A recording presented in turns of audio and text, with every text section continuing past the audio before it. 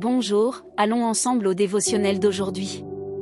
Élie entra dans une grotte et y passa la nuit, et la parole du Seigneur lui parvint. Que fais-tu ici? 1 Roi 19h09. Face à la menace de Jézabel, Élie fut pris de peur et se réfugia dans une grotte. Cette réaction si humaine, de chercher un endroit sûr pour se cacher, ne nous est pas étrangère. Je me souviens de mon adolescence, quand ma chambre était exactement cette grotte, un lieu où je cherchais sécurité et protection contre les difficultés qui m'entouraient. Cette tendance à l'isolement, surtout sous pression, révèle une lutte ancienne que l'humanité connaît, la peur de la solitude.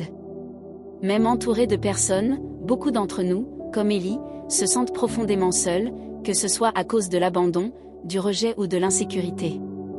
La solitude, bien qu'étant une expérience commune, n'est pas le destin que Dieu veut pour nous. La peur et l'isolement peuvent faire partie de notre parcours humain, même pour ceux qui suivent Dieu, mais rester dans cet état est un choix, non un plan divin. Pour ma part, je m'isolais parce que je voulais, d'une certaine façon, fuir la réalité douloureuse que je vivais. Cet éloignement a créé des blessures profondes, qui ont mis du temps à guérir.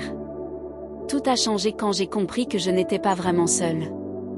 J'ai réalisé que Dieu est mon compagnon fidèle, un père aimant, un ami présent à toutes les heures d'angoisse et un secours certain dans les moments difficiles.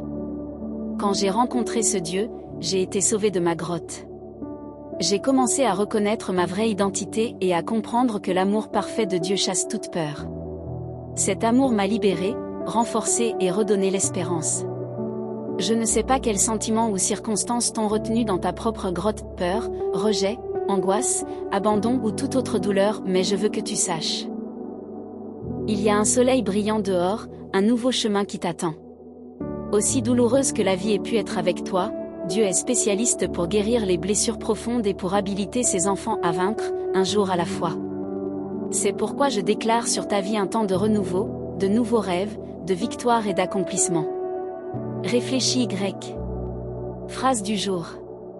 Parfois, il faut s'arrêter et se débarrasser des choses qui nous empêchent de recevoir du neuf. Si vous avez aimé cette dévotion, suivez notre chaîne et priez chaque jour avec nous. Un grand câlin, et à demain.